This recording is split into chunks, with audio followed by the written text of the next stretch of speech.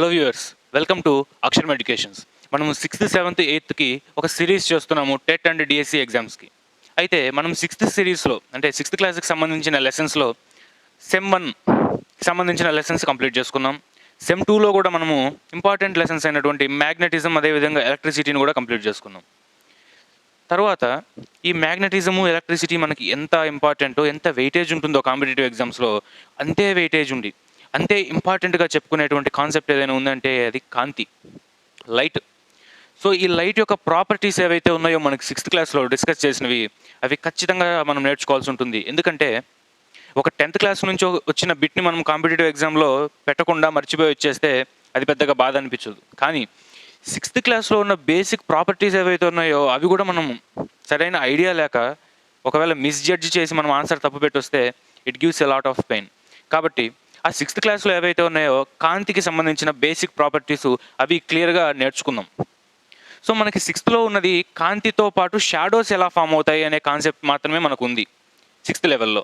అంటే ఇక్కడ ఒక షాడో ఫామ్ అవ్వాలంటే ఏ విధమైన కండిషన్స్ ఉండాలి, అదేవిధంగా కాంతి యొక్క ధర్మాలు కొన్ని ధర్మాలు దీంట్లో డిస్కస్ చేయడం జరిగింది.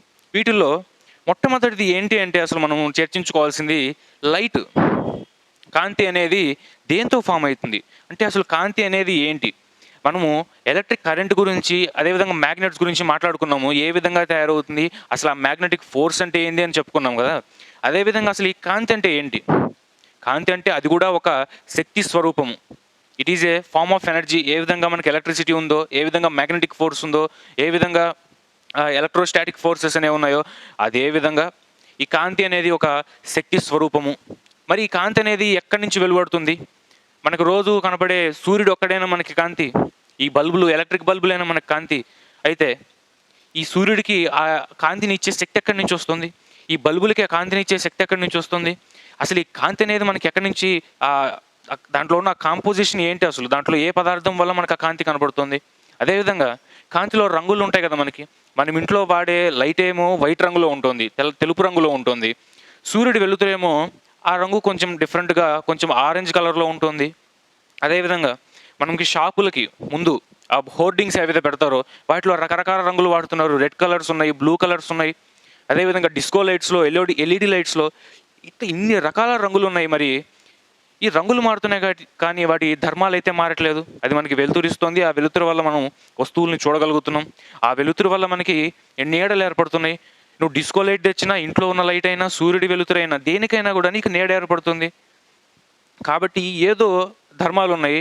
ఆ ధర్మాలు ప్రతి లైట్కి కూడా, ప్రతి కాంతికి కూడా యూనివర్సల్గా ఉన్నాయి అలాంటి ధర్మాలు. మరి ఆ విధంగా యూనివర్సల్గా ఉన్నటువంటి ధర్మాలు ఏంటి అంటే చూద్దాము. మొదట ఈ కాంతి అనేది ఏదైతే ఉందో ఇది ఒక ఎలక్ట్రోమాగ్నెటిక్ రేడియేషన్ అనమాట. అంటే ఎలక్ట్రోమాగ్నెటిక్ రేడియేషన్ అంటాం మనం దీన్ని. ఎలక్ట్రోమాగ్నెటిక్ రేడియేషన్ అంటే ఇది ఒక విద్యుదయస్కాంత తరంగము. ఇది విద్యుదయస్కాంతము తరంగాలుగా కదులుతున్నప్పుడు దాన్ని మనము కాంతి అంటాము. విద్యుదయస్కాంతం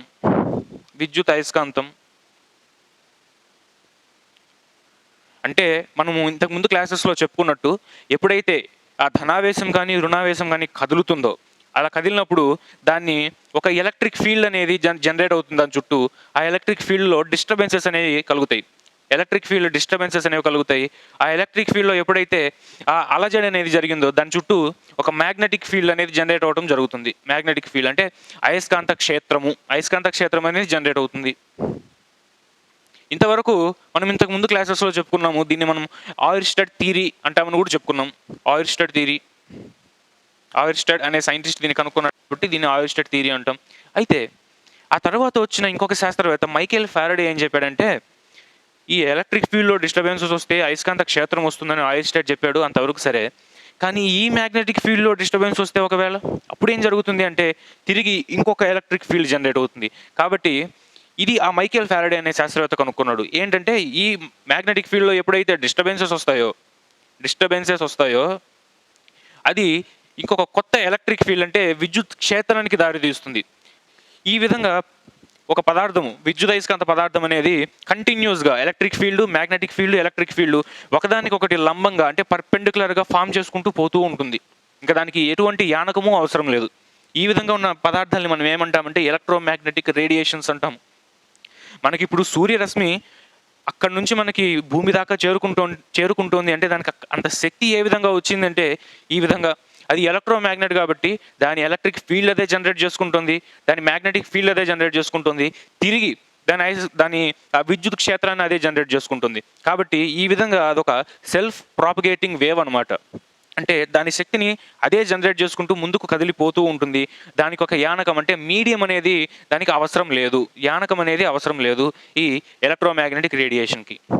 మనం కాంతి ఏదైతే చెప్పుకున్నామో ఈ ఎలక్ట్రోమాగ్నెటిక్ రేడియేషన్లో ఒక చిన్న భాగం మాత్రమే కాంతి. అంటే మనకి వీటిలో ఎన్ని రకాలు ఉంటాయంటే చాలా రకాలు ఉంటాయి. వీటిల్లో మైక్రోవేవ్స్ అనేవి ఉంటాయి, మైక్రోవేవ్స్ ఉంటాయి. తర్వాత విజిబుల్ లైట్ ఉంటుంది, అంటే మనకి కంటికి కనిపించే కాంతి విజిబుల్ లైట్ ఉంటుంది. వీటితో పాటు అతి నీల లోహిత కిరణాలు అంటాం, మనం వినే ఉంటాం. సూర్యుడి నుంచి వచ్చే అతి నీల లోహిత కిరణాలు ఓజోన్ పొర ఆపుతుంది అని చదువుకొని ఉంటాం. ఈ అతి నీల లోహిత కిరణాలని అల్ట్రావైలెట్ రేస్ అంటాము, యూవీ రేస్ అంటాము. వీటితో పాటు ఇన్ఫ్రారెడ్ రేస్, ఐఆర్ రేస్, తర్వాత రేడియో వేవ్స్, ఇలా రకరకాల వేవ్స్ అన్ని కలిపితే ఈ ఎలక్ట్రోమాగ్నెటిక్ రేడియేషన్.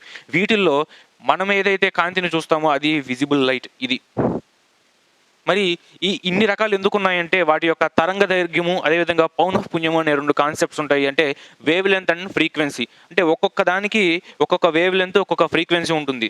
మన మనుషుల్లో ఏ విధంగా అయితే ఒక్కొక్కళ్ళకి ఒక్కొక్క ఆలోచన విధానము, ఒక్కొక్క పద్ధతి ఉంటుందో అదేవిధంగా ఈ పదార్థాలకు కూడా అది ఒక వేవ్ లాగా ఇట్లా వెళ్ళేటప్పుడు దాని యొక్క తరంగ దైర్ఘ్యము, దాని యొక్క పౌనఃపున్యము మారుతూ ఉంటాయి. ఈ తరంగ దైర్ఘ్యము, పౌనఃపున్యము మనం 8th క్లాస్కి సంబంధించిన లెసన్స్లో క్లియర్గా చూద్దాం. ఇప్పటికైతే ఈ తరంగ దైర్ఘ్యము, పౌనఃపున్యము అనే కాన్సెప్ట్స్ వలన మనకి ఇన్ని ఎలక్ట్రోమాగ్నెటిక్ రేడియేషన్స్ అనేవి వస్తాయి. వాటిల్లో మన కన్ను చూడగలిగేది కేవలం ఈ విజిబుల్ లైట్ ఒక్కటే. ఎందుకు అంటే మన కంటికి కూడా ఒక పర్టికులర్ ఫ్రీక్వెన్సీ అనేది ఉంటుంది, మన కంటికి కూడా పర్టికులర్ ఆ వేవ్ లెంత్ అనేది ఉంటుంది. ఇది ఈ ఎలక్ట్రోమాగ్నెటిక్ రేడియేషన్లో ఉన్న ఆ వేవ్ లెంత్ ఎప్పుడైతే మ్యాచ్ అవుతాయో అవి మాత్రమే మన కంటికి కనపడటం జరుగుతుంది. ఒక సింపుల్ ఎగ్జాంపుల్ చెప్పాలంటే మనకు ఒక సామెత ఉంది, కామెరలో వచ్చినోడికి లోకం మొత్తం పచ్చగా కనిపిస్తుంది అని. అంటే మనలో ఏ స్వభావం ఉందో బయట ఏదైనా ఒక దృగ్విషయం జరిగితే మనము మన ఆలోచనలను బట్టే దాన్ని అర్థం చేసుకుంటాము. అది మంచి జరిగినా కూడా మన బుర్రలో చెడు ఉంటే దాన్ని చెడుగానే అర్థం చేసుకుంటాం. అదేవిధంగా మనలో ఏ విధంగా అయితే కొన్ని ఫ్రీక్వెన్సీస్ ఉంటాయో అవి ఎప్పుడైతే దీనికి మ్యాచ్ అయినప్పుడు, ఈ ఎలక్ట్రోమాగ్నెటిక్ రేడియేషన్కి మ్యాచ్ అయినప్పుడు, అలాంటి ఆ ఎలక్ట్రోమాగ్నెటిక్ రేడియేషన్, ఆ విద్యుదయస్కాంత తరంగాల్ని మాత్రమే మనం చూడగలము. అలాంటి తరంగాలే మనకి ఈ కాంతి. అంటే సింపుల్గా ఈ కాంతి అనేదంతా కూడా ఒక విద్యుదయస్కాంత తరంగము అని మనం చెప్పుకున్నాం. అయితే నువ్వు ఏ విద్యుదయస్కాంత తరంగం తీసుకున్నా దానికి డ్యువాలిటీ నేచర్ అనేది ఉంటుంది. అంటే ద్వంద్వ స్వభావము. ద్వంద్వ స్వభావం అంటే 2 స్వభావాలు కలిగి ఉండటం. ఆ 2 స్వభావాలు ఏంటి అంటే అది తరంగములాను పనిచేస్తుంది, అదేవిధంగా పార్టికల్, ఒక చిన్న వస్తువులాగా కూడా పనిచేస్తుంది. అది సింపుల్గా మనం మాట్లాడుకుంటే ఈ లైట్ అనేది ఏదైతే ఉందో కాంతి, దీనికి 2 స్వభావాలు ఉంటాయి. ఒకటి ఏంటంటే అది పార్టికల్ నేచర్, రెండవది వేవ్ నేచర్. అంటే తరంగ స్వభావము, పార్టికల్ నేచర్ అంటే అదొక పదార్థం లాగా ఉంటుంది. అయితే నాకేం కనిపించలేదే పదార్థము, ఒక వెలుతురు వస్తున్నప్పుడు సన్లైట్లో నిలబడ్డప్పుడు నా మీద ఏం పదార్థాలు పడట్లేదే అంటే అవి మనకి కంటికి కనిపడవు. ఈ మైక్రోవేవ్స్ మన కంటికి కనిపించాయా, కానీ ఉన్నాయి. అంటే మనం చూడలేము అవి. ఈ యూవీ రేసు మనం కంటితో చూడలేము. అదేవిధంగా ఈ పార్టికల్ అనేది, ఆ పదార్థం అనేది మన కంటికి కనపడనంత చాలా చిన్న సైజులో ఉంటుంది. దాని యొక్క ద్రవ్యరాశి కూడా మనం కొలవలేనంత చాలా తక్కువ ఉంటుంది. It is almost negligible. అంటే ఎటువంటి ద్రవ్యరాశి లేని ఒక పదార్థం ఉంటుంది ఈ కాంతిలో. అలాంటి పదార్థాన్ని ఏమంటామంటే మనము ఫోటాన్స్ అంటాము. చాలా ఇంపార్టెంట్, ఈ పదం ఖచ్చితంగా గుర్తుపెట్టుకోవాలి. ఫోటాన్స్ తెలుగులో కూడా మనము ఫోటాన్స్ అనే అంటాము. ఈ ఫోటాన్స్ అంటే ఏంటి అంటే ఈ లైట్ యొక్క పార్టికల్ నేచర్ని చూపించే పదార్థాలు ఈ ఫోటాన్స్. లైట్ యొక్క పార్టికల్ నేచర్ని చూపిస్తాయి. అంటే ఈ లైటు ఈ ఫోటాన్స్ అనే పదార్థాల గుండా మనకి కిందికి వస్తుంది అనమాట. అంటే ఒక టైనీ ప్యాకెట్స్ అనమాట. అంటే చిన్న చిన్న ప్యాకెట్స్ రూపంలో కాంతి మన దగ్గరికి ఇలా రావడం జరుగుతుంది. ఇంకా నీకు కొంచెం క్లియర్గా అర్థం కావాలంటే బాగా పొగ మంచు ఉన్నప్పుడు నువ్వు స్ట్రీట్ లైట్స్ వైపు చూసినప్పుడు ఇట్లా దాని చుట్టూ, ఆ లైట్ చుట్టూ కొన్ని ఫ్రింజింగ్ ప్యాటర్న్స్ అనేవి నువ్వు గమనించవచ్చు ఈ విధంగా. అప్పుడు నువ్వు కొంచెం ఓపిక్గా దాని వైపు చూసినట్లయితే ఈ విధంగా నీకు స్ట్రక్చర్స్ కనపడతాయి ఈ విధంగా. కానీ అవే ఫోటాన్స్ అంటే అవి కాదు, అవి మన కంటికి కనపడనంత చిన్నగా ఉంటాయి. కానీ ఈ లైట్ అనేది దానివల్ల ఏర్పడటం వల్ల నీకు ఓవరాల్గా కూడా ఈ ప్యాటర్న్ అనేది కనిపిస్తుంది కొంచెం నిశితంగా గమనించి చూస్తే. సో ఈ ఫోటాన్స్ అనేది ఈ పార్టికల్ నేచర్ అంటే పదార్థ స్వభావము. దేని యొక్క పదార్థ స్వభావము? కాంతి యొక్క పదార్థ స్వభావాన్ని చెప్పే వాటిని మనము ఫోటాన్స్ అంటాము. ఫోటాన్స్ అంటాము.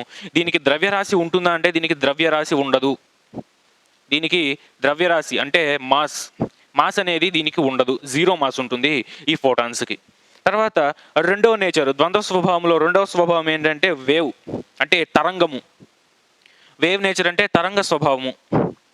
ఇప్పుడు మనం ఒక చెరువులో ఒక చిన్న రాయిని వేస్తే ఏ విధంగా అయితే చెరువులో అలజడి క్రియేట్ అయ్యి తరంగాలు వస్తాయి, అదేవిధంగా మనకి ఎప్పుడైతే ఏదో ఒక యానకంలోనో పదార్థంలోనో దానికి వెలుపల నుంచి అవుట్ సైడ్ నుంచి నువ్వు ఎనర్జీ సప్లై చేస్తావో ఆ ఎనర్జీని అది అబ్జర్వ్ చేసుకొని, మనం దీని గురించి చాలాసార్లు మాట్లాడుకున్నాం, చాలా కాన్సెప్ట్స్లో మాట్లాడుకున్నాం. ఏ విధంగా అబ్జర్వ్ చేసుకుంటుంది ఎలక్ట్రాన్స్ ఎనర్జీని, ఏ విధంగా ట్రాన్స్ఫర్ చేస్తుంది అనేది చాలాసార్లు మాట్లాడుకున్నాం. సేమ్ ఫినామినా నువ్వు ఏ ఎనర్జీ ట్రాన్స్ఫర్ అయినా ఇలానే జరుగుతుంది. ఆ విధంగా ఎప్పుడైతే ఎనర్జీ ట్రాన్స్ఫర్ జరిగిందో ఆ పదార్థంలో ఈ వేవ్స్ అనేవి జనరేట్ అవుతాయి, తరంగాలు. సో ఈ విధంగా మనకి కాంతి ఈ రెండు స్వభావాలను కలిగి ఉంటుంది. ఒకటి పార్టికల్ నేచర్, రెండవది వేవ్ నేచర్. అయితే ఈ కాంతి ఎంత స్పీడ్తో ప్రయాణిస్తుంది, కాంతి యొక్క వేగము, కాంతి వేగం ఎంత అంటే 3 × 10⁸ metre per second. 3 × 10⁸ metre per second. దీన్ని మనము ఇంగ్లీష్లో లైట్ యొక్క వెలాసిటీ అంటాము, లైట్ స్పీడ్ అంటాము దీన్ని మనము. అంటే శూన్యములో ఎటువంటి యానకము లేనప్పుడు దీని యొక్క స్పీడ్ ఈ విధంగా ఉంటుంది. ఒకవేళ యానకం ఏదైనా ఉంది అంటే దాని స్పీడ్ కొంచెం మారుతుంది. ఇది లైట్ యొక్క స్పీడ్. ఇది ఖచ్చితంగా గుర్తుపెట్టుకోవాలి. మనకి లైట్ నుంచి ఏదైనా బిట్టు ఎక్స్పెక్ట్ చేయొచ్చు అంటే టెట్లో ఖచ్చితంగా ఇది అడిగే ఛాన్సెస్ ఉంటుంది. కాకపోతే ఇంత డైరెక్ట్గా అడగకపోయినా వాటి యూనిట్స్ మార్చి అడుగుతారు. ఒక మీటర్ పర్ సెకండ్ కాకుండా సెంటీమీటర్ పర్ సెకండ్లో చెప్పండి, ఈ విధంగా అడిగే ఛాన్సెస్ ఉంటుంది. దీన్ని సెంటీమీటర్ పర్ సెకండ్లో మార్చి ఒకసారి కామెంట్ చేయండి. ఈ విధంగా మనము ఈ కాంతి యొక్క ద్వంద్వ స్వభావాన్ని మనము చెప్పుకుంటాము. అయితే కాంతికి ఈ స్వభావమే కాకుండా మరి ఇంకొన్ని ధర్మాలు ఉంటాయి. ఏంటి అంటే కాంతి ఎప్పుడూ కూడా రుజుమార్గంలో ప్రయాణిస్తుంది. అంటే రెక్టిలీనియర్ పాత్. రెక్టిలీనియర్ పాత్ అంటే ఏంటంటే సరళ రేఖీయ మార్గము. స్కేల్తో గీసినట్టు దానికి ఇంకా ఏ ఎదురు లేదు అడ్డు లేదన్నట్టు స్ట్రైట్గా వెళ్తూనే ఉంటుంది. అది దేని దగ్గర బెండ్ కాదు, దేని దగ్గర డైవర్జ్ అవ్వాల్సిన అవసరం దానికి లేదు, స్ట్రైట్గా వెళ్తూనే ఉంటుంది. ఈ ధర్మాన్ని ఏమంటామంటే కాంతి యొక్క రుజుమార్గ ప్రయాణము అంటాము. అంటే rectilinear propagation of the light అంటాము. Rectilinear propagation of light, rectilinear propagation. దీన్ని తెలుగులో మనము రుజుమార్గ ప్రయాణము అంటాము. రుజుమార్గంలో కాంతి ప్రయాణిస్తుందంటే ఇలా స్ట్రైట్గా వెళ్తూనే ఉంటుంది, కానీ ఇలా వంకర్లు తిరగటము లేకపోతే దానికి అడ్డంగా ఏదైనా పదార్థం వచ్చిందని ఇట్లా బెండ్ అయ్యి పక్క నుంచి వెళ్ళటము కాంతికి తెలియదు. కాంతి స్ట్రైట్గానే వెళ్తుంది. ఒకవేళ దాని దారిలో ఏదైనా అడ్డం వచ్చిందంటే ఏం జరుగుతుంది అనేది చూద్దాం. సో మొదటి ధర్మం ఏదైతే ఉందో మనకి rectilinear propagation of the light. నువ్వు చెప్పినంత మాత్రం నేను నమ్మాలా, నేను ఎక్స్పెరిమెంటల్గానే నేను దాన్ని చూస్తాను అంటే చూడు. ఒక క్యాండిల్ని వెలిగించి ఒక టేబుల్ మీద మన ఎదురుగా ఉంచుదాం. తర్వాత ఒక కాగితాన్ని తీసుకొని దాన్ని ఇట్లా రౌండ్గా దాన్ని చుట్టి దాని గుండా చూసే విధంగా ఒక గొట్టంలాగా తయారు చేయండి, ఒక పైప్ లాగా తయారు చేయండి. ఈ చేసే క్రమంలో ఏం చేస్తావంటే దాన్ని స్ట్రైట్గా ఉంచకుండా కొంచెం ఇలా బెండ్ చేయి. అంటే ఈ విధంగా షేప్ వచ్చేటట్టు, ఇట్లా స్ట్రైట్గా ఉండకుండా కొంచెం ఈ విధంగా బెండ్ అయ్యే విధంగా దాన్ని నువ్వు తయారు చేసే గొట్టం ఈ విధంగా ఉండేలా చూడు.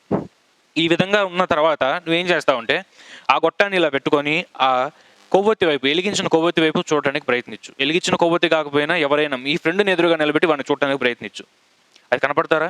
ఎదురుగా ఉన్న వస్తువు నీకు కనపడుతుందా? కనపడదు. ఎందుకంటే నువ్వు పైపు ఉంచేసావు కదా, అది కనపడట్లేదు అని సింపుల్ ఆన్సర్ చెప్పొచ్చు. కానీ దాని వెనక ఉన్న థియరీ ఏంటంటే కాంతి ఏదైతే ఉందో ఆ పైపు గుండా ప్రయాణించినప్పుడు ఆ పైపు వంచి ఉండటం వలన ఆ కాంతి డైరెక్ట్గా ఆ వస్తువు దాకా చేరలేకపోయింది. అందుకే నువ్వు ఆ వస్తువుని చూడలేకపోయావు. ఇది సింపుల్ ఎక్స్పెరిమెంట్. అయితే కాంతి రుజు మార్గంలో ప్రయాణిస్తుంది అన్నాము. ఇప్పుడు నేనేం చేస్తున్నానంటే కాంతి ఏదైతే మార్గంలో ప్రయాణిస్తుందో దాని మార్గంలో నేను ఒక వస్తువును ఉంచుతున్నాను, ఒక ఆబ్జెక్ట్ని. ఇప్పుడు అది ఏం చేస్తుంది? ఆ ఆబ్జెక్ట్ ఉందని దాంతో నాకు ఎందుకు లేని పక్క నుంచి ఇట్లా బెండే వెళ్ళిపోతుందా? లేకపోతే దాన్ని పగలగొట్టుకుంటూ వెళ్ళిపోతుందా? ఏం జరుగుతుంది అంటే మనకి ఇక్కడ ఆ ఆబ్జెక్టులు మనకి 3 రకాలుగా ఉంటాయి. ఏంటి అంటే మనం ఇంతకు ముందు క్లాసెస్లో ఫిజికల్ ప్రాపర్టీస్ మాట్లాడుకున్నాం, పదార్థాల యొక్క భౌతిక ధర్మాలు మాట్లాడుకున్నప్పుడు ఏమేమి ఉంటాయి అంటే మనకి ట్రాన్స్పరెంట్ ఆబ్జెక్ట్స్ అని ఉంటాయి. అంటే పారదర్శక పదార్థాలు. అపారదర్శక పదార్థాలు, పాక్షిక పారదర్శక పదార్థాలు అని పదార్థాలలో రకాలు ఉంటాయి. ఈ పదార్థాల యొక్క స్వభావాన్ని బట్టి ఈ కాంతి పూర్తిగా ప్రసరిస్తుందా లేకపోతే పాక్షికంగా ప్రసరిస్తుందా అనేది ఆధారపడి ఉంటుంది. దాన్ని ఒకసారి మనం క్లియర్గా చూద్దాం. ఏ విధంగా కాంతి అనేది తన రుజుమార్గంలో అడ్డంగా వచ్చిన ఆబ్జెక్ట్ని ఏ విధంగా ఛేదిస్తుంది అనేది చూద్దాం.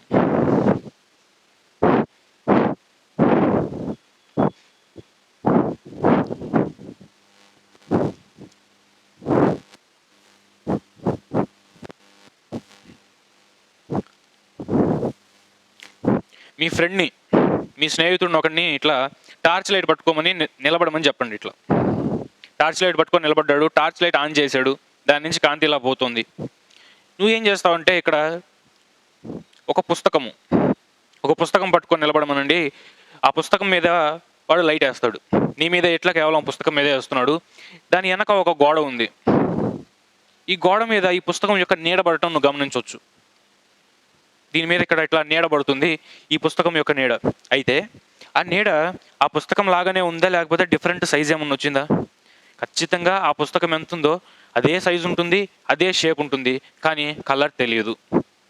కలర్ అనేది మనకు తెలియదు, కానీ షేప్ ఏదైతే ఉందో దాని యొక్క షేప్, అదేవిధంగా సైజు, దాని యొక్క ఆకారము ఆకృతి అనేవి ఏం మారకుండా సేమ్ అదే ఆకారంలో ఇక్కడ మనకి నీడబడటం గమనించవచ్చు. అయితే ఎలాంటి వస్తువులు మనకి నీడనిస్తాయి అంటే మనకి ఒపేక్ ఆబ్జెక్ట్స్ అంటాము. ఒపేక్ అంటే అపారదర్శక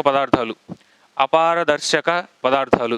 వీటికి ఉదాహరణ తీసుకుంటే మనము మెటల్స్ అంటే లోహాలతో తయారు చేసిన ఏ వస్తువులైనా సరే, అంటే కుర్చీలు, లేకపోతే పుస్తకాలు, లేకపోతే మనకి తలుపులు కానివ్వచ్చు, పెన్నులు కానివ్వచ్చు, ఇలాంటి పదార్థాలన్నీ కూడా ఎప్పుడైతే ఈ కాంతి రుజుమార్గానికి అడ్డం వచ్చాయో అంతవరకు కాంతి ఇక్కడ పడింది, మిగిలిన కాంతి అంతా ఇట్లా స్ట్రైట్గా వెళ్ళిపోతుంది.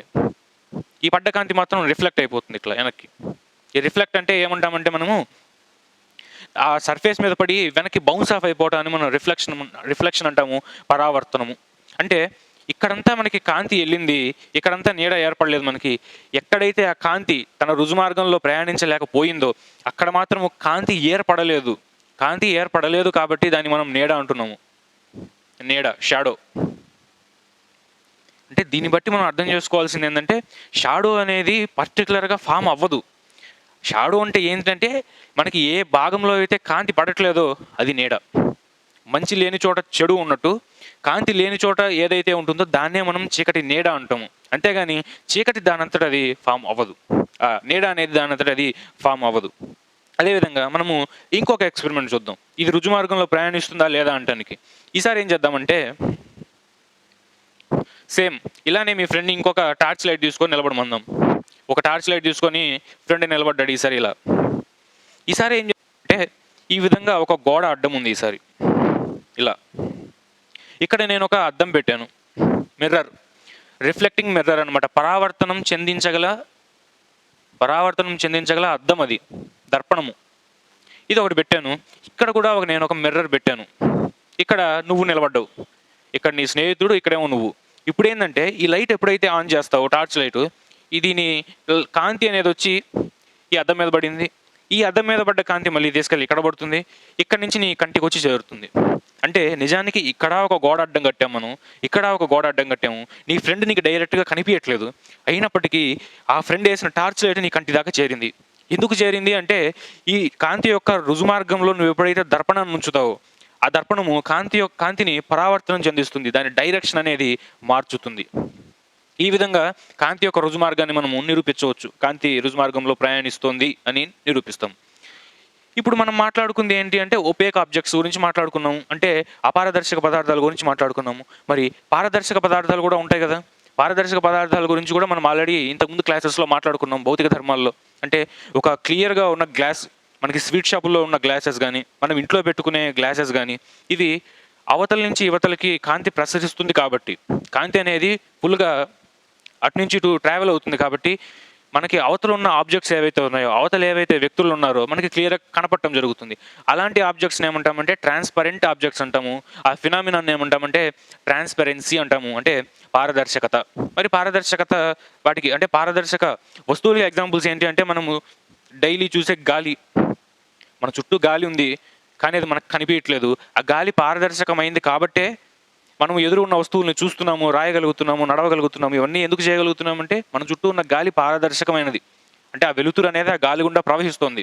ఒకవేళ గాలి అపారదర్శకమైతే చిక్కు చీకటి మన కళ్ళు మూసేస్తే ఎలా ఉంటుందో అలా ఉంటుంది. అసలు ఏమీ కనిపించడం జరగదు. ఎందుకంటే కాంతి దాని గుండా ప్రవహించని పరిస్థితి ఏర్పడుతుంది కాబట్టి అప్పుడు. వీటిని మనము పారదర్శక పదార్థాలు అంటాం. ఈ రెండిటికి మధ్యస్థంగా ఒకటి ఉంటుంది. వాటిని మనము పాక్షిక పారదర్శక పదార్థాలు అంటాము. అంటే ట్రాన్స్లూసెంట్ ఆబ్జెక్ట్స్ అంటాం వీటిని. Translucent objects. వీటికి సంబంధించిన ఎగ్జాంపుల్స్ అనేవి చాలా ఇంపార్టెంట్. కాంపిటేటివ్ ఎగ్జామ్స్లో రిపిటేటివ్గా అడుగుతూనే ఉంటారు వీటిని. ట్రాన్స్లూసెంట్ ఆబ్జెక్ట్స్ అంటే పాక్షిక పారదర్శకాలు. పాక్షిక పారదర్శక పదార్థాలు. ఒక చిన్న ఎక్స్పెరిమెంట్ చేద్దాము.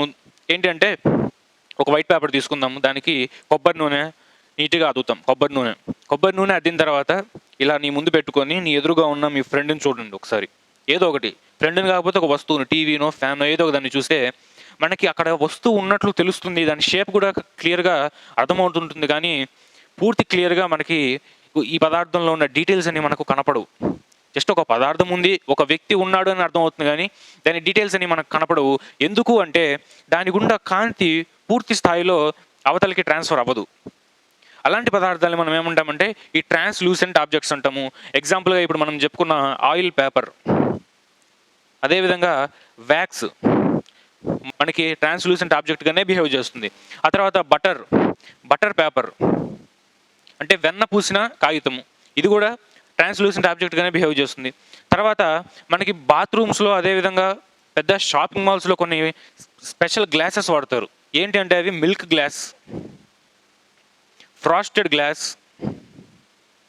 అదేవిధంగా డెకరేషన్కి వాడే గ్లాసెస్ అన్నీ కూడా ఎలా ఉంటాయంటే అది పూర్తిగా అవతల ఉన్న వాళ్ళకి కనిపించే విధంగా ఉండదు. అది దాంట్లో కొన్ని డిజైన్స్ వేస్తుంటారు. రకరకాలుగా వాటిని పగలగొట్టి దాన్ని నానా రకాలుగా చేసి దాన్ని డిజైన్స్ వేసి కొత్త గ్లాసెస్ని తయారు చేస్తారు. అవి ఎందుకు చేస్తారంటే అది డెకరేషన్ షోగా ఉండాలి, రెండవది అవతల వాళ్ళు కనిపించకుండా ప్రొటెక్షన్గా కూడా ఉండాలి. సో ఈ రెండింటిని మెయింటైన్ చేసుకుంటూ మనం తయారు చేసుకునే ఆర్టిఫిషియల్ గ్లాసెస్ ఏవైతే ఉంటాయో, మిల్క్ గ్లాస్ కానివచ్చు, ఫ్రాస్టెడ్ గ్లాస్ కానివచ్చు, అదేవిధంగా టెక్స్చర్డ్ గ్లాస్, ఇవన్నీ కూడా మనకి ఈ ట్రాన్స్లూసెంట్ ఆబ్జెక్ట్స్ కిందకి వస్తాయి. వీటితో పాటు నేచురల్గా మనకి ఉల్లిగడ్డ యొక్క పొర, ఆనియన్ పీల్స్, ఆ ఉల్లిగడ్డ మీద ఏదైతే ఉంటుందో మనకి ఆ కాపర్ రంగులో, రాగి రంగులో ఉండే ఆ పొర, అది తీసి చూసినప్పుడు కూడా దాని గుండా పాక్షికంగా మాత్రమే మనకు అవతల వాళ్ళు కనపడటం మనం గమనించవచ్చు. ఇది ఎందుకంటే ఆనియన్ పీల్ అనేది కూడా మనకి ఆ ఉల్లి పొర అనేది కూడా ట్రాన్స్లూసెంట్ ఆబ్జెక్ట్ కాబట్టి. ఇదే విధంగా మనకి ఇంకా చాలా ఎగ్జాంపుల్స్ మనం చెప్పుకోవచ్చు ఈ ట్రాన్స్లూసెంట్ ఆబ్జెక్ట్స్కి, అంటే పాక్షిక పారదర్శకాలకి. అయితే ఇప్పటి వరకు మనం చెప్పుకుంది బాగుంది. ఈ అసలు నీడలు అనేవి ఎందుకు ఏర్పడుతున్నాయి? ఈ ట్రాన్స్లూసెంట్ ఆబ్జెక్ట్స్కి వచ్చేసరికి మనకి అంత క్లియర్గా ఏర్పడుతుంది నీడ అని చెప్పుకున్నాము. ఏ విధంగా ఏర్పడుతుంది అంటే మనకి నీడ అలికినట్టుగా ఏర్పడుతుంది, బోదరగా ఏర్పడుతుంది. అదేవిధంగా బోదరగా ఏర్పడుతుంది ఈ ట్రాన్స్లూసెంట్ ఆబ్జెక్ట్స్ వల్ల.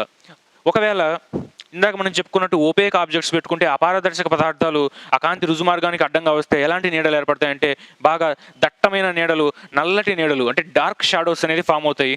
ఈ విధంగా అలికినట్టుగా బోదరగా ఏమీ మనకు కనపడదు. క్లీన్గా ఒక డార్క్ షాడో అనేది ఫామ్ అవటం చూస్తాం. ఎందుకంటే ఇక్కడ లైట్ అనేది పూర్తిగా ఆపేయడం వల్ల ఇక్కడ డార్క్ షాడో అనేది ఫామ్ అవుతుంది. ఒకవేళ ఇది లైట్ని కొంచెమే ప్రసరింపజేసిందంటే, ఇట్లా కొంచెం మాత్రం లైట్ ప్రసరింపజేస్తే ఈ విధంగా అలికినట్టుగా బోదరగా, అంటే మనకి ఫెయింటెడ్ లేకపోతే డిమ్ అంటాం ఇంగ్లీష్లో, అలాంటి షాడోస్ ఫామ్ అవటం జరుగుతుంది. ఇది ఓవరాల్గా మనకి ఈ టైప్స్ ఆఫ్ ఆబ్జెక్ట్స్ అనమాట. అంటే ట్రాన్స్లూసెంట్ ఆబ్జెక్ట్స్, అదేవిధంగా ట్రాన్స్పరెంట్ ఆబ్జెక్ట్స్. ఇది ఓవరాల్గా మనకి షాడోస్ అనేవి ఎలా ఫామ్ అవుతాయి అని. ఇప్పుడు మనకి చెట్టు కింద నిలబడితే ఆ చెట్టు నీడ అనేది మనకి కింద తెలుస్తూ ఉంటుంది. ఇప్పుడు ఆ చెట్టు అనేది ఒపేక్ ఆబ్జెక్టా లేకపోతే ట్రాన్స్లూసెంట్ ఆబ్జెక్టా అనేది చెప్పండి. రెండవది, మనము మేఘాల కింద నిలబడతాము. మనమందరం భూమి మొత్తం కూడా మేఘాల కిందే ఉంది. ఇప్పుడు ఆ మేఘాల గుండా మనకి కాంతి ప్రసరింపబడుతోందా లేదా? ఖచ్చితంగా ప్రసరింపబడుతుంది. ఎందుకంటే మేఘాలు వచ్చినప్పుడు పూర్తిగా కాంతి అనేది ఆపేయగలిగితే కింద మనకు వెలుతురు అనేది ఉండకూడదు. కానీ అలా జరుగుతుందా? లేదు. మనకి మేఘాలు పైన ఉన్నప్పుడు కూడా మనకి కింద కాంతి అనేది ఎంతో కొంత కనపడుతోంది. కాబట్టి ఆ మేఘాలు అనేవి ఏ కోవ కిందకి వస్తాయి మనకి? ఈ ట్రాన్స్‌లూసెంట్ ఆబ్జెక్ట్స్ కిందకి వస్తాయి. అంటే పాక్షిక పారదర్శకాలు. So all the clouds are translucent materials. ఈ విధంగా మనం చెప్పుకుంటాం. అయితే మనము ఇప్పుడు షాడోస్ గురించి చూసాం క్లియర్‌గా. షాడోస్ ఎలా ఫామ్ అవుతాయి ఏంటి అని. ఈ షాడోస్ ఫామ్ కావడానికి ఇంకా కొన్ని మనకి స్టాండర్డ్ రూల్స్ ఉన్నాయి కొన్ని. ఏం రూల్స్ ఏంటి అనేది చూద్దాం ఒకసారి. ఏదైనా ఒక వస్తువు నీడని ఫామ్ చేస్తుందా లేదా అనేది ఒక పెద్ద సమస్య. ఎందుకంటే అది ఒక ఫ్యాక్టర్ మీద డిపెండ్ అయ్యి ఉండదు. చాలా ఫ్యాక్టర్స్ ఉంటాయి. ఎలాంటి ఫ్యాక్టర్స్ అంటే అక్కడ నుంచి మనకి ఏదైతే కాంతి వస్తుందో ఆ కాంతిని జనింపజేసే పదార్థం మీద డిపెండ్ అవుతుంది. అంటే వాటిని స్వయం ప్రకాశకాలు అంటాము. Luminous objects. ల్యూమినస్ ఆబ్జెక్ట్ ఏదైతే ఉంటుందో అంటే కొవ్వొత్తి, సూర్యుడు, లేకపోతే మన ఇంట్లో ఉన్న బల్బు, ఫ్లోరోసెంట్ బల్బు, ఇవన్నీ కూడా కాంతి జనకాలు. ఆ కాంతి జనకం ఎటువంటిది అనే దాని మీద డిపెండ్ అయి ఉంటుంది మొట్టమొదటిది. అంటే ఫస్ట్ ఫ్యాక్టర్ ఏదైతే ఉందో షాడోస్ ఫామ్ కావడానికి ఏంటి అంటే luminous object, ల్యూమినియస్ source of light. అంటే మనకి ఆ కాంతి అనేది ఎక్కడి నుంచి వస్తుందో దాని సోర్సు, దాన్ని మనము లూమినస్ సోర్స్ అంటాము. లూమినస్ సోర్స్ అంటే స్వయం ప్రకాశిత పదార్థము. స్వయం ప్రకాశిత పదార్థం. స్వయం ప్రకాశిత పదార్థం. మరి వీటికి ఎగ్జాంపుల్స్ ఏంటి అంటే సూర్యుడు, సన్ మనకి. అదేవిధంగా మిణుగురు పురుగులు అంటాం మనము. ఫైర్ ఫ్లైస్ అంటాం వాటిని. ఫైర్ ఫ్లైస్ మనకి రాత్రిపూట చెట్లల్లో లేకపోతే కొంచెం అటవీ ప్రాంతాల్లో ఇవి బాగా కనపడుతూ ఉంటాయి. మిణుగురు పురుగులు, ఫైర్ ఫ్లైస్ అంటాం. ఇవి కూడా వాటంతట అవే నీకు ఆ లైట్ అనేది, కాంతి అనేది ఇస్తుంది. కాబట్టి వాటిని కూడా మనం స్వయం ప్రకాశిత పదార్థాలు అంటాం. అయితే ఈ బల్బుని మనం స్వయం ప్రకాశిత పదార్థం అనొచ్చా? స్వయం ప్రకాశిత పదార్థం అనొచ్చు దాన్ని కూడా మనము. కానీ మనము చెక్కని, స్టీల్ని, ఇలాంటి పదార్థాలని స్వయం ప్రకాశిత పదార్థాలు అనొచ్చా? స్వయం ప్రకాశిత పదార్థాలు అనలేము. ఎందుకంటే అదేం మనకి లైట్ అనేది ప్రొడ్యూస్ చేయట్లేదు. దాని మీద పడ్డ లైట్ని కేవలం రిఫ్లెక్ట్, పరావర్తన మాత్రమే చెందిస్తుంది. కానీ దానంతట లైట్ ఎలాంటిది ప్రొడ్యూస్ చేయట్లేదు.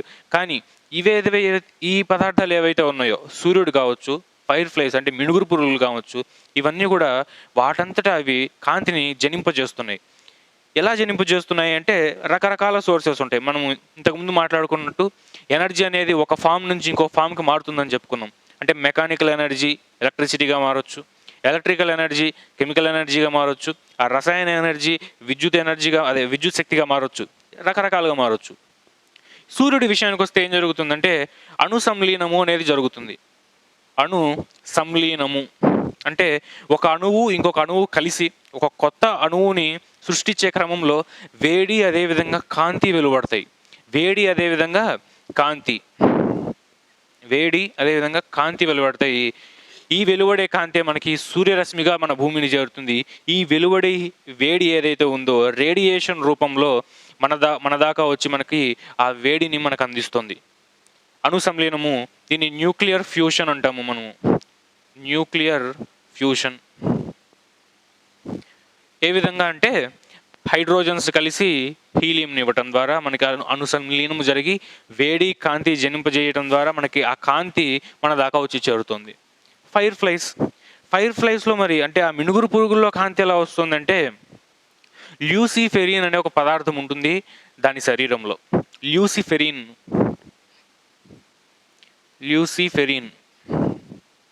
ఈ పదార్థం ఎప్పుడైతే ప్యూర్ ఆక్సిజన్తో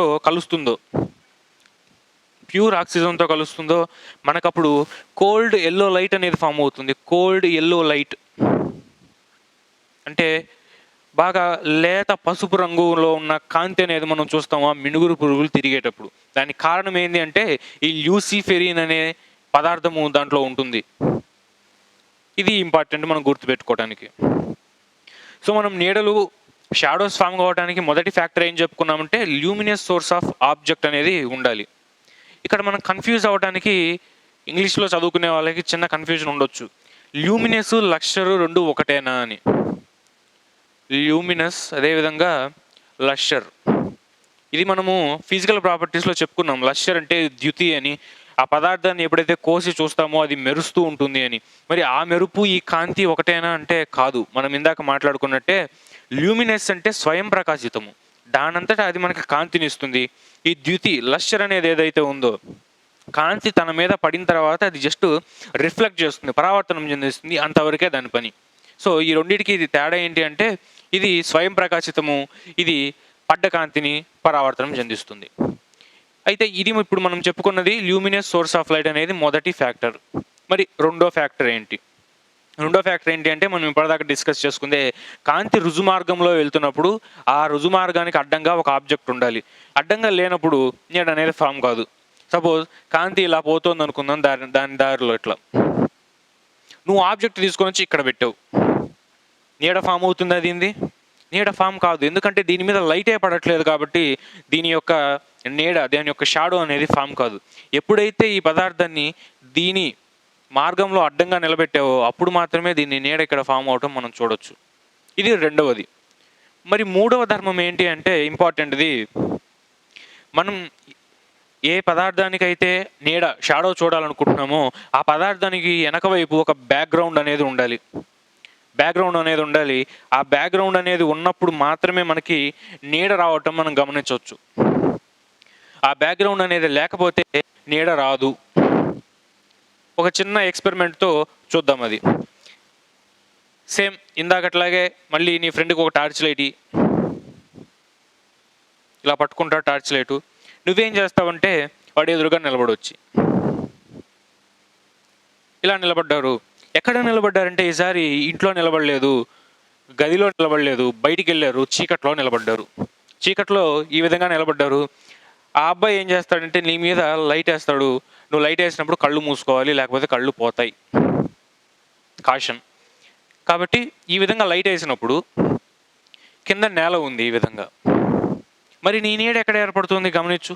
ఇంకో ఫ్రెండ్ని పిలిచి చూడమను, నీడ ఏర్పడుతుందా? ఖచ్చితంగా ఏర్పడుతుంది. ఎందుకంటే ఈ కాంతి రుజుమార్గంలో అడ్డం వచ్చిన ఆ ఆబ్జెక్ట్ ఏది? కేవలం నీ తల మాత్రమే.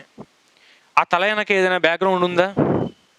ఆ షాడోని క్యాప్చర్ చేయడానికి ఏదైనా బ్యాక్గ్రౌండ్ ఉందా? లేదు. ఎక్కడో వెనకెక్కడో భూమి ఉంటుంది, వెనకెక్కడో ఒక చెట్టు ఉంటుంది, దాని మీద నీ యొక్క షాడో పడదు. పడినా కూడా నీ కంటికి కనిపించేంత క్లియర్గా రాదు. కాబట్టి బ్యాక్గ్రౌండ్ ఉండటమే కాదు, ఆ బ్యాక్గ్రౌండ్ అనేది చాలా దగ్గరలో ఉండాలి. అంటే ఒక తెరలాగా ఏర్పడుతుంది అనమాట. ఈ తెర అనేది ప్రతి నీడకు ఉంటుందా అంటే ఖచ్చితంగా ఉంటుంది. చూద్దాం ఒక ఉదాహరణ. ఇప్పుడు మనకి చెట్టు నీడ పడుతుంది, సూర్యరశ్మి వల్ల చెట్టు నీడ పడుతుంది, సన్లైట్ వల్ల. ఈ విధంగా చెట్టు ఉన్నప్పుడు నేల మీద దాని నీడ పడుతుంది, ఆ నీడలో మనం నిలబడటం జరుగుతుంది. మరి నేల మీద పడుతుంది నీడ అంటే నేల దీనికి ఏ విధంగా యాక్ట్ చేస్తుంది? స్క్రీన్ తెరలాగా ఇక్కడ యాక్ట్ చేస్తుంది, బ్యాక్గ్రౌండ్ లాగా యాక్ట్ చేస్తుంది. ఒకవేళ ఈ నేల అనేది లేకపోతే నీకు ఆ షాడో అనేది ఫామ్ కాదు. ఈ విధంగా మనం చూడవచ్చు. ఇంకొక ఎగ్జాంపుల్, మనకి బాగా ఎండగా ఉన్న రోజుల్లో ఎప్పుడైతే ఒక్కసారిగా మేఘాలు అనేవి రావడం జరిగితే అప్పటిదాకా ఎండగా ఉన్న ఆ ప్రదేశం మొత్తం చల్లగా అయిపోతుంది, నీడ వచ్చేస్తుంది.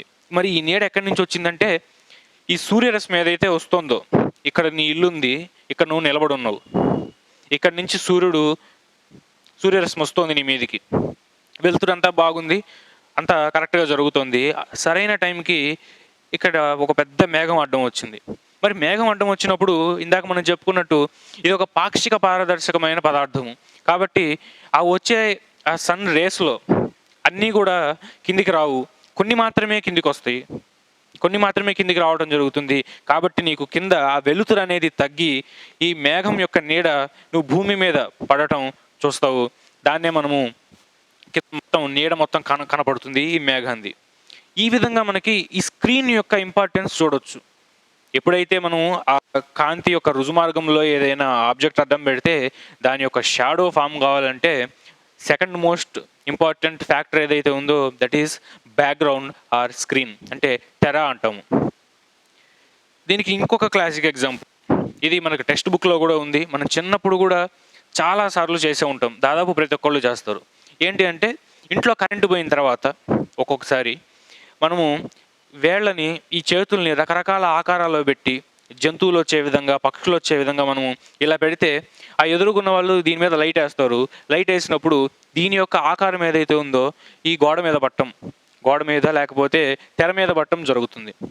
మరి ఇప్పుడు ఆ తెర, ఆ గోడ అనేది లేకపోతే దీని యొక్క షాడో పడుతుందా? పడదు. రకరకాల ఆకృతులు పెట్టినా కూడా నువ్వు టైం వేస్ట్, టార్చ్లో ఉన్న బ్యాటరీ వేస్ట్ తప్ప నీకు అక్కడ వెనక షాడో అనేది పడదు.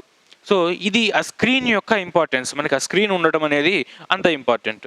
అయితే మూడవ ఇంపార్టెంట్ ఫ్యాక్టర్ ఏంటి అంటే యాంగిల్ ఆఫ్ ఇన్సిడెన్స్.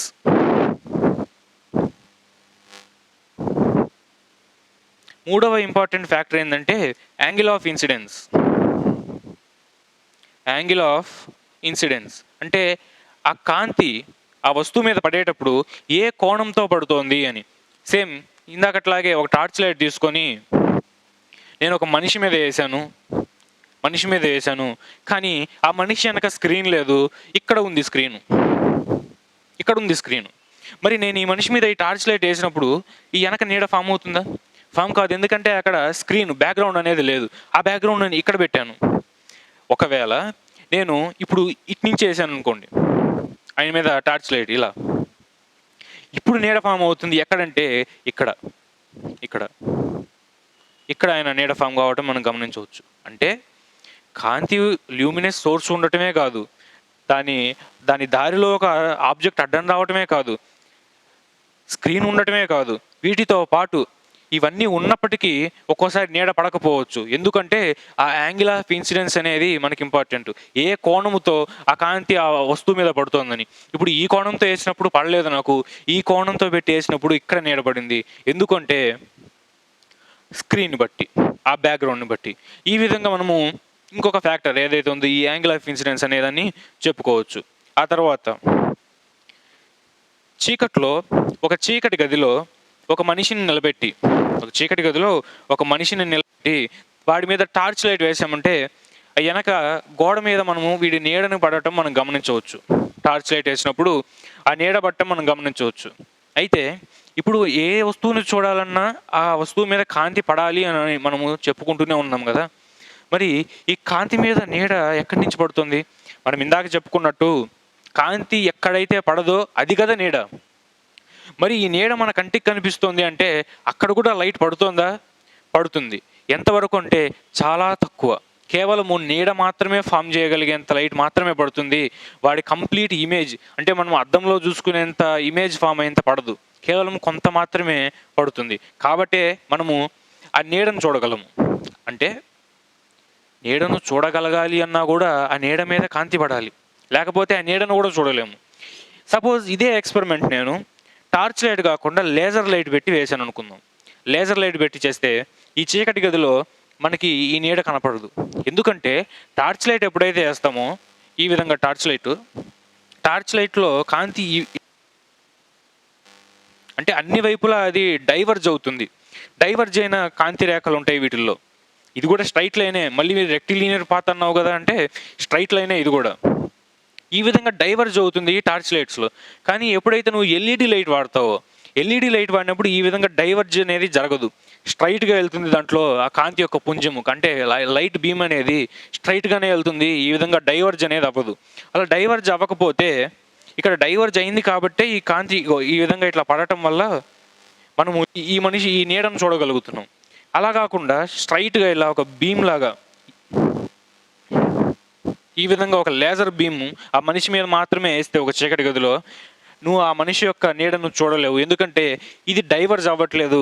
ఇది డైవర్జ్ అవ్వకపోతే ఈ నీడని నీ కంటికి చూపించలేదు. కాబట్టి ఇది గుర్తుపెట్టుకోవాలి. మనకి నీడ కనపడాలి అంటే కాంతి కూడా కొంత అవసరము. ఎంతవరకు కాంతి అంటే చాలా తక్కువ మోతాదులో ఈ డైవర్జ్ అయినటువంటి కాంతి అంటే విడిపోయినటువంటి కాంతి. ఆ విడిపోయినటువంటి కాంతి కొంతవరకు మనకు ఆ నీడ మీద పడ్డప్పుడు ఆ నీడ మన కంటికి కనిపిస్తుంది. కొంత కాంతి ఉంది కాబట్టే నీడ ఫామ్ అయింది. ఎక్కువ కాంతే కనుక ఉండుంటే మనకి అద్దంలో కనపడ్డట్టు మనకి క్లియర్ ఇమేజ్ కనపడేది. కానీ అది పాసిబుల్ కాదు. ఈ విధంగా మనకి నీడలు ఫామ్ అవటం జరుగుతుంది. తర్వాత సపోజ్ నేనేం చేశానంటే ఈసారి నా రూమ్లో ఒక పెద్ద లైట్ ఉంది. నేను ఒక పుస్తకాన్ని అడ్డంగా అక్కడ పెట్టుకున్నాను కింద. ఆ లైట్ వల్ల ఇక్కడ నాకు నీడ పడుతుంది. ఇక్కడ నాకు ఫ్లోర్ మీద నీడ పడుతుంది. నేను ఇప్పుడు ఏం చేశానంటే ఒక కొవ్వొత్తిని వెలిగించి తీసుకొని వచ్చి ఈ పుస్తకం ముందు పెట్టా. నీడ ఫామ్ అవుతోంది కానీ దేనివల్ల ఫామ్ అవుతుంది?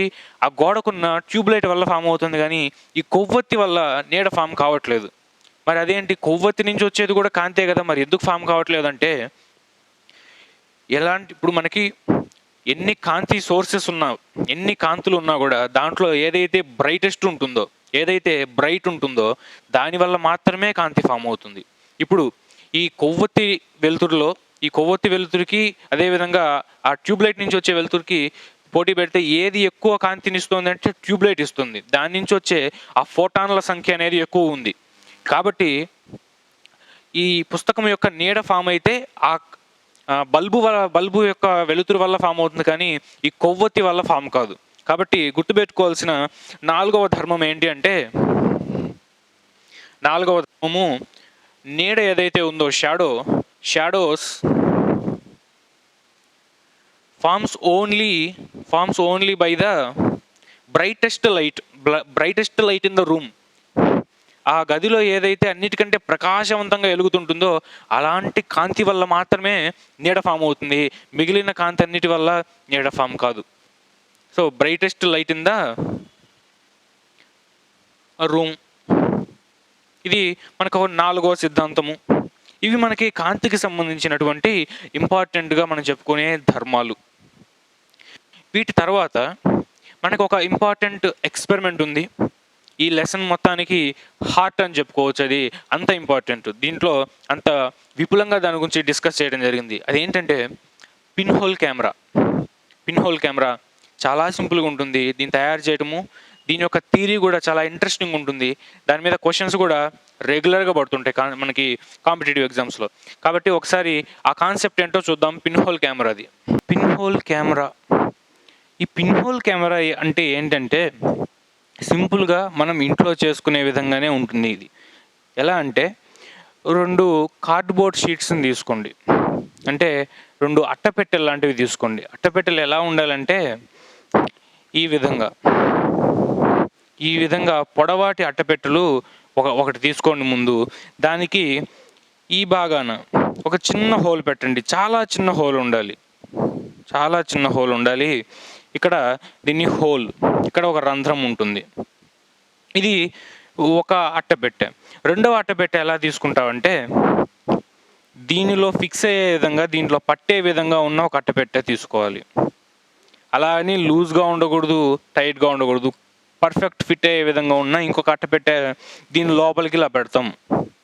పెట్టిన తర్వాత ఇది ఎలా ఉంటుందంటే ఇక్కడ మనం ఒక ట్రాన్స్లూసెంట్ మెటీరియల్ని పెట్టుకుంటాం. ఇక్కడ ట్రాన్స్లూసెంట్ మెటీరియల్ ఏ మెటీరియల్ పెడతాము అంటే ఇందాక మనం చాలా ఎగ్జాంపుల్స్ చూసాం. ఆనియన్ పీల్ అని, టెక్స్చర్డ్ గ్లాస్ అని, లేకపోతే ట్రేస్ పేపర్ అని, బటర్ పేపర్ అని చాలా ఎగ్జాంపుల్స్ చూసాం. దాంట్లో నీకు నచ్చిన ఒక మెటీరియల్ తీసుకొని ఇక్కడ పెట్టుకుంటాం. అంటే పెద్ద అట్టపెట్టె ఏదైతే ఉందో దాంట్లో ఒక చిన్న హోల్ ఉంది. దీని లోపల పెట్టిన చిన్న అట్టపెట్టె ఏదైతే ఉందో దానికి ఇక్కడ మనం ఒక ట్రాన్స్లూసెంట్ అంటే పాక్షిక పారదర్శక పదార్థం ఒకటి పెట్టాం. ఇంతే దీని సెటప్. ఇదే పిన్ హోల్ కెమెరా. ఇప్పుడు దీన్ని ఎలా వాడాలి, అసలు దీన్ని ఎందుకు వాడాలి అంటే కాంతి యొక్క రుజుమార్గానికి మనం చేసే ఒక క్లాసిక్ ఎక్స్పెరిమెంట్ ఏదైనా ఉందంటే అది పిన్ హోల్ కెమెరా. ఇప్పటిదాకా మనం చేసినవన్నీ కూడా సింపుల్గానే ఉంటాయి. వాటిల్లో మనం పెద్ద థియరీ ఏమి ఎక్స్ప్లెయిన్ చేసుకోలేదు. జస్ట్ కాంతికి అడ్డంగా వచ్చింది ఇది కాబట్టి ఇక్కడ మనకి నీడ ఫామ్ అయిందని చెప్పుకున్నాం. కానీ ఇక్కడ కాంతి యొక్క రుజుమార్గం అనేది ఎంత ఖచ్చితత్వంతో ఉంటుందనేది మనం చూడొచ్చు.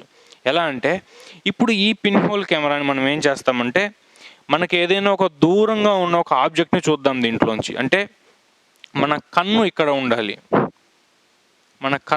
ఉండి మనము చూడాలి దీంట్లోంచి. ఎలా చూడాలంటే చూసేటప్పుడు ఒక నల్లటి గుడ్డని మన మీద ఇట్లా కప్పుకోవాలి. నల్లటి గుడ్డ, ఎలాంటి కాంతి కూడా దాని నుంచి ప్రసరించకూడదు. కాంతి వస్తోంది అంటే ఒకటే పాయింట్, ఈ పాయింట్ నుంచి మాత్రమే మనకు కాంతి రావాలి. ఆ విధంగా మనం సెటప్ చేసుకోవాలంటే పాతకాలంలో కెమెరాలు ఉండేవి. కెమెరా స్టాండ్ దగ్గర ఇలా నిలబడి తన మీద ఒక నల్లటి గుడ్డ వేసుకొని ఫోటో తీయటం మనం చూడొచ్చు పాత సినిమాల్లో. ఆ విధంగా మనము ఈ పిన్ హోల్ కెమెరా ముందు నిలబడి దాని గుండా చూసేటప్పుడు ఒక నల్లటి గుడ్డను ఇలా వేసుకోవాలి. ఎలాంటి కాంతి కూడా దీని నుంచి ప్రసరింపడానికి వీలు లేకుండా ఇలా వేసుకొని దూరంగా ఉన్న ఒక ఆబ్జెక్ట్ని చూస్తున్నాం. ఎగ్జాంపుల్గా ఒక చెట్టుని చూస్తున్నాం అనుకుందాం, లేకపోతే ఒక బిల్డింగ్ని చూస్తున్నాం అనుకుందాం. అలా చూస్తున్నప్పుడు ఏం జరుగుతుంది ఏం జరుగుతుంది అంటే దాని యొక్క ఇమేజ్ ఏదైతే ఉంటుందో, ప్రతిబింబము, మనం చూస్తున్న ఆబ్జెక్ట్ యొక్క ప్రతిబింబము ఎక్కడ ఏర్పడుతుందంటే దీని మీద ఏర్పడుతుంది. ఈ ట్రాన్స్లూసెంట్ పేపర్ ఏదైతే మనం వాడామో, ఆ వస్తువు ఏదైతే వాడామో దీని మీద దాని ప్రతిబింబం ఏర్పడుతుంది. దేని ప్రతిబింబం అంటే నువ్వు ఏ ఆబ్జెక్ట్ని, ఏ బింబాన్ని అయితే చూస్తున్నావో దాని యొక్క ప్రతిబింబము ఇక్కడ ఏర్పడుతుంది. సరే, ఏర్పడితే ఇప్పుడు ఏంది అంటే ఆ ఏర్పడే ప్రతిబింబాన్ని అధ్యయనం చేస్తేనే మనకి కాంతి యొక్క రుచి మార్గం అనేది క్లియర్గా అర్థమవుతుంది. అధ్యయనం చేద్దాం ఒకసారి. మనం క్లియర్గా ఒకసారి ఇమాజినేషన్ చేసుకొని దీని గుండా మనము ఆ వస్తువును చూస్తున్నాము, ఆ చెట్టును చూస్తున్నాము, దాని ప్రతిబింబం దీని మీద ఫామ్ అయింది అని మనం ఇమాజినేషన్ చేసుకొని దాని బొమ్మలు వేసి మరి చూద్దాము. అప్పుడు మనకి క్లియర్గా అర్థమవుతుంది.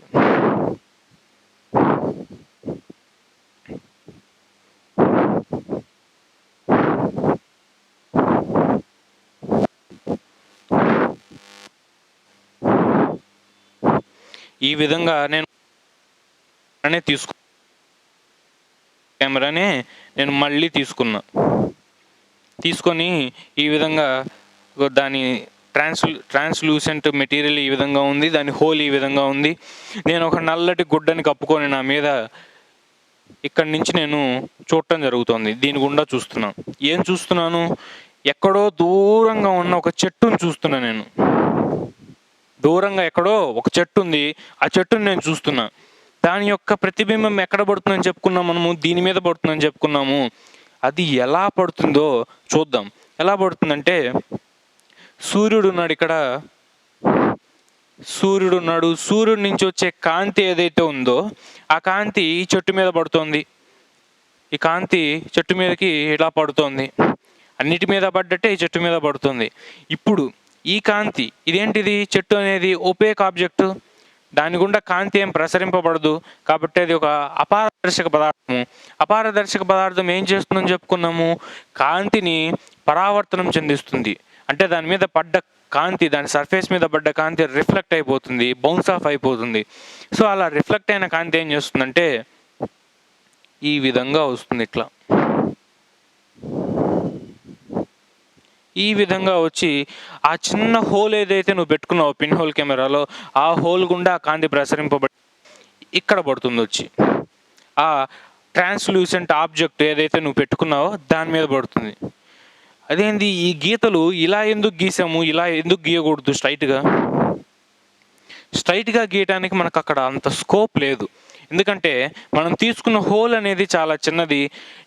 ఈ చెట్టు యొక్క పై కొన నుంచి కాంతి బిందువు ఏదైతే వస్తుందో అది ఇలా వెళ్ళిపోతుంది, స్ట్రైట్గా ఇలా వెళ్ళిపోతుంది. నీకు ఇట్లా కిందకు వస్తే మాత్రమే ఆ స్క్రీన్ని రీచ్ కాగలదు. ఆ స్క్రీన్ని రీచ్ కావాలంటే దానికి ఉన్న ఏకైక మార్గం ఇదే. ఇంకా ఈ విధంగా వస్తేనే అది రీచ్ కాగలదు. ఈ విధంగా వెళ్తేనే కింద ఉన్నది ఈ స్క్రీన్ని రీచ్ కాగలదు. వేరే ఏదైనా మార్గం ఉందా? దానికి లేదు. ఇట్లా స్ట్రైట్గా వచ్చి ఇక్కడి నుంచి ఇట్లా బెండ్ అయిపోయి వెళ్ళిపోతుందా? అలా పాసిబుల్ కాదు. ఇలా స్ట్రైట్గా వచ్చి ఇక్కడి నుంచి ఇట్లా బెండ్ అయిపోయి ఇట్లా వెళ్తుందా?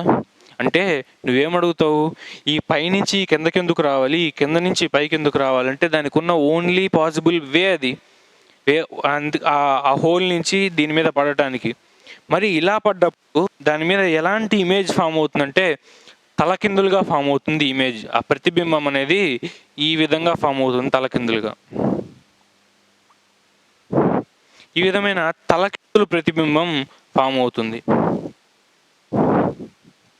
తల క్రిందులుగా ఉన్న ప్రతిబింబము, దీన్ని మనము ఏమంటామంటే ఇన్వర్టెడ్ ఇమేజెస్ అంటాము.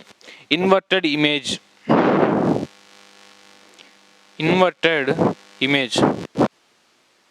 అంటే డైరెక్ట్గా నేను క్వశ్చన్ అడగాలి అనుకుంటే పిన్ హోల్ కెమెరా నుంచి, పిన్ హోల్ కెమెరాలో ఎటువంటి ఇమేజ్ ఫామ్ అవుతుంది, ఎటువంటి ప్రతిబింబం ఫామ్ అవుతుంది అంటే తలకిందులుగా ఉన్న ప్రతిబింబము, ఇన్వర్టెడ్ ఇమేజ్. అలాగే స్ట్రైట్ ఉండే ఇమేజ్ ఫామ్ అవుతుంది అంటే కాదు, ఇన్వర్టెడ్ ఇమేజ్ ఫామ్ అవుతుంది. మరి దాని యొక్క సైజు, ఈ చెట్టు ఎంత ఉందో అంత సైజే ఇమేజ్ వచ్చింది ఇక్కడ. అంటే మనకి అద్దంలో మనం ఎంత ఉన్నామో అంతే కనిపిస్తాం అక్కడ. అలా అలా వచ్చిందా ఇక్కడ ఇమేజ్? రాలేదు. ఎలాంటి ఇమేజ్ వచ్చింది? చాలా చిన్న ఇమేజ్ వచ్చింది, తగ్గిపోయి ఉన్న సైజు వచ్చింది. దాన్ని ఏమంటామంటే డిమినిష్డ్ ఇమేజ్ అంటాము. డిమినిష్డ్ ఇమేజ్ అంటే దాని యొక్క సైజు అది తగ్గిపోయింది, ఉండాల్సిన సైజు కన్నా కూడా చాలా చిన్న ఇమేజ్ ఫామ్ అయింది. అంటే ఒకటేమో తలకిందుల ప్రతిబింబము, రెండోదేమో డిమినిష్డ్ సైజ్ ఫామ్ అయింది. దీంతో పాటు లేటరల్ ఇన్వర్షన్ అనేది జరుగుతుంది, పార్శ్వ విలోమము. ఏ విధంగా? మనకి అద్దంలో చూసుకున్నప్పుడు ఏ విధంగా అయితే కుడి చేయి ఎడం చేయిలాగా, ఎడం చేయి కుడి చేయిలాగా కనిపించినట్టు ఈ చెట్టుకి మనం చూస్తున్నప్పుడు కుడివైపున్న భాగాలన్నీ దీంట్లో ఎడం వైపున పడతాయి, ఇక్కడ ఎడం వైపున్న భాగాలన్నీ ఇక్కడ కుడివైపు పడతాయి. దాన్ని మనము పార్శ్వ విలోమము అంటాము. పార్శ్వ విలోమము, దాన్ని మనము లేటరల్ ఇన్వర్షన్ అంటాము ఇంగ్లీష్లో. లేటరల్ ఇన్వర్షన్ అంటే మనకి ఏ విధంగా జరుగుతుందంటే లెఫ్ట్ ఉన్నవన్నీ కూడా రైట్ అయిపోతాయి, రైట్ ఉన్నవన్నీ కూడా లెఫ్ట్ అయిపోతాయి. అంటే నువ్వు ఇప్పుడు ఈ పిన్ హోల్ కెమెరా వాడటం వల్ల 3 దారుణాలు జరిగాయి. ఒకటేంటి? దీని యొక్క సైజ్ తగ్గిపోయింది, డిమినిష్డ్ ఇమేజ్ ఫామ్ అయింది. ఇది ఇట్లా స్ట్రైట్గా ఉండేది కాస్త తలకిందులుగా ఇన్వర్టెడ్ ఇమేజ్ ఫామ్ అయింది. మూడవది కుడి ఎడమలు మారిపోయాయి, పార్శ్వ విలోమం ఫామ్ అయింది. మరి నువ్వు ఇక్కడ ఏమన్నా చేసావా? ఏదన్నా పెద్ద కెమెరా ఏమన్నా ఇన్వెంట్ చేసావా? ఏం లేదు, జస్ట్ ఒక 2 అట్టముక్కలు పెట్టి దాంట్లోంచి చూస్తున్నావు. అంటే ఇది ఒక న్యాచురల్ ఫినామినానే అని మనం గమనించవచ్చు. అంటే న్యాచురల్గానే లైట్ దీని నుంచి వచ్చి దీని మీద పడటం వల్ల నీకు ఇన్ని రకాల క్యారెక్టరిస్టిక్స్ ఉన్న ఒక కొత్త ఇమేజ్ అనేది ఫామ్ అయింది. ఇది ఎందుకు అంటే కాంతి అనేది ఇట్లా స్ట్రైట్గా ప్రయాణించలేదు, ఈ విధంగా ఇక్కడికి వచ్చి ఇట్లా బెండ్ అయిపోయి వెళ్ళిపోలేదు, స్ట్రైట్గా వచ్చి ఇక్కడ కింద పడాల్సిందే ఈ తెర మీద. అదేవిధంగా ఇక్కడి నుంచి డైరెక్ట్గా ఈ తెర మీద ఇక్కడ పైన పడాల్సిందే. అంతేగాని ఈ విధంగా ఇక్కడ దాకా వచ్చి ఈ హోల్ దాకా వచ్చి ఇట్లా బెండ్ అయిపోవటం, ఈ హోల్ దాకా వచ్చి ఇట్లా బెండ్ అయిపోవటం జరగదు. అంటే ఇప్పుడు మనం అనుకునేది అదే, ఇప్పుడు ఈ పైనుంచి కిందికి రావటం వల్లే కదా నాకు తలకిందులు ఇమేజ్ ఫామ్ అయింది. అట్లా కాకుండా ఇది ఇట్లా వచ్చి ఈ పైన పడిపోవటం, ఇది ఇక్కడ పడిపోవటం జరిగితే నాకు తలకిందులు ఇమేజ్ రాదు కదా అనుకోవచ్చు. కానీ ఆ పాసిబిలిటీ లేదు, ఎందుకంటే కాంతి అలా బెండ్ అవ్వటానికి లేదు, స్ట్రైట్గానే వెళ్ళిపోవాలి. అంతేగాని ఇలా వచ్చి ఇట్లా బెండ్ అవ్వటానికి పాసిబిలిటీ లేదు. ఇది మనకి పిన్ హోల్ కెమెరా యొక్క థియరీ అనమాట. దీన్ని మనము ఎక్కడ చూస్తామంటే సింపుల్గా మనకి మన బాగా గుబురుగా ఉన్న చెట్ల కింద, ఆ చెట్ల ఆకుల మధ్యలో సన్న సన్న ఖాళీలు ఉంటాయి. ఆ సన్న సన్న ఖాళీల గుండా సూర్యరశ్మి ప్రవేశించినప్పుడు ఆ సూర్యుడి యొక్క ప్రతిబింబం నేల మీద పడుతుంది. ఆ పడ్డ ప్రతిబింబం ఎలా ఉంటుందంటే కొంచెం ఇది ఓపిక్గా చూడాలి, మనం దారిలో పోతుంటే ఏం కనిపించేదు, కూర్చొని నిశితంగా పరిశీలిస్తే ఆ సూర్యుడి యొక్క ప్రతిబింబం అనేది చాలా చిన్న సైజులో నేల మీద పట్టడం గమనించవచ్చు. ఆ ప్రతిబింబం ఎలాంటిదంటే సేమ్ ఇలాంటి ప్రతిబింబమే ఏర్పడుతుంది, తలకిందులుగా ఉంటుంది, పార్శ్వ విలోమం కలిగి ఉంటుంది. అదేవిధంగా డిమినిష్డ్ ఇమేజ్ చిన్న సైజులో ఏర్పడుతుంది. ఎందుకు అంటే ఆ ఆకుల మధ్య, ఆ లీవ్స్ మధ్య ఉన్న చిన్న చిన్న గ్యాప్స్ ఏవైతే ఉన్నాయో అది మనకి పిన్ హోల్ కెమెరాలా యాక్ట్ చేస్తుంది. ఇది కూడా పిన్ హోల్ కెమెరాకి మనకి న్యాచురల్గా ఉన్న ఎగ్జాంపుల్. అయితే ఈ పిన్ హోల్ కెమెరాని ఇంకొంచెం స్టడీ చేయడానికి నేనేం చేస్తున్నానంటే ఈ లోపల ఉన్న అట్టపెట్టని ముందుకు వెనక్కి జరుపుతున్నాను. ముందుకు వెనక్కి జరుపుతూ ఎలాంటి ఇమేజెస్ ఫామ్ అవుతున్నాయో నేను టెస్ట్ చేస్తున్నా. అంటే ఇది ఏమన్నా మారుతుందా, మనకి తలకిందులుగా ఉన్నది నార్మల్గా ఏమన్నా వస్తుందా, అదేవిధంగా ఈ లేటరల్ ఇన్వర్షన్ పోయి రైట్గా లెఫ్ట్గానే వస్తుందా, లేకపోతే ఈ డిమినిష్డ్ ఇమేజ్ రాకుండా నార్మల్ ఇమేజ్ వస్తుందా అనేది టెస్ట్ చేయడానికి ఏం చేస్తున్నానంటే ఈ లోపల ఉన్న అట్టపెట్టని ముందుకి వెనక్కి జరపటం.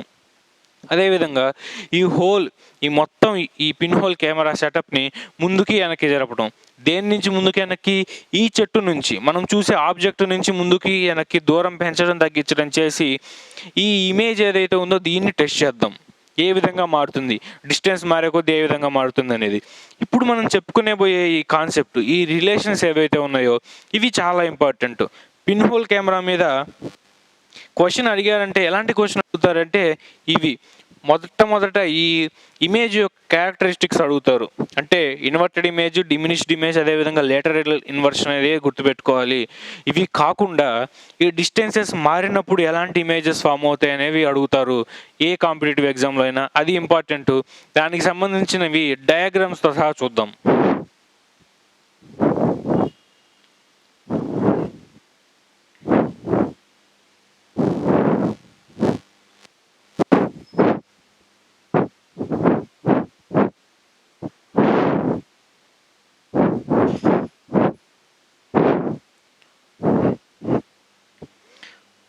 అయితే ఇప్పుడు నేనేం చేశానంటే చెట్టు అక్కడే ఉంది, మనము చూస్తున్న ఆబ్జెక్ట్ అనేది అక్కడే ఉంది.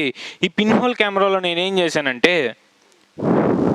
ఆ పైన అట్టపెట్టె అలానే ఉంది, దానికి ఒక చిన్న హోల్ ఉంది. దాని లోపల ఉన్న అట్టపెట్టెని నేను కొంచెం దూరం జరిపాను. ఇంతకుముందు ఇక్కడ ఉన్నది నేను కొంచెం వెనక్కి జరిపాను, అంటే ఆ అట్టపెట్టెని ఇలా లాగాను నేను చూస్తునేటప్పుడు. ఇక్కడ దానికి ఆ పాక్షిక పారదర్శక పదార్థం ఉంది. నేను ఇక్కడి నుంచి చూస్తున్నాను, ఒక నల్లటి గుడ్డలా కప్పుకొని ఇక్కడి నుంచి చూస్తున్నా. మరి ఇప్పుడు ఇక్కడ ఫామ్ అయ్యే ఇమేజ్, ఈ చెట్టు యొక్క ఇమేజ్ ఏ విధంగా ఉంటుంది? ఏ విధంగా ఉంటుందంటే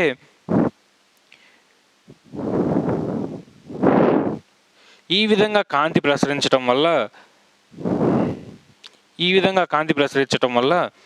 ఇక్కడ ఇమేజ్ ఫామ్ అవుతుంది. ఈ ఇమేజ్ యొక్క సైజ్ అనేది పెరగటం మనం గమనించవచ్చు. ఎందుకు పెరిగింది? మనకి ప్రీవియస్గా ఎలా ఉంది అంటే ఇది ఇంతకుముందు ఇంత దగ్గరగా ఉంది.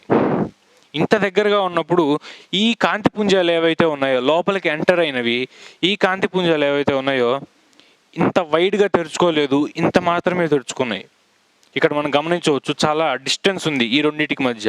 కానీ ఇక్కడ నీకు అంత డిస్టెన్స్ లేదు, చాలా తక్కువ మాత్రమే ఉంది ఇక్కడ.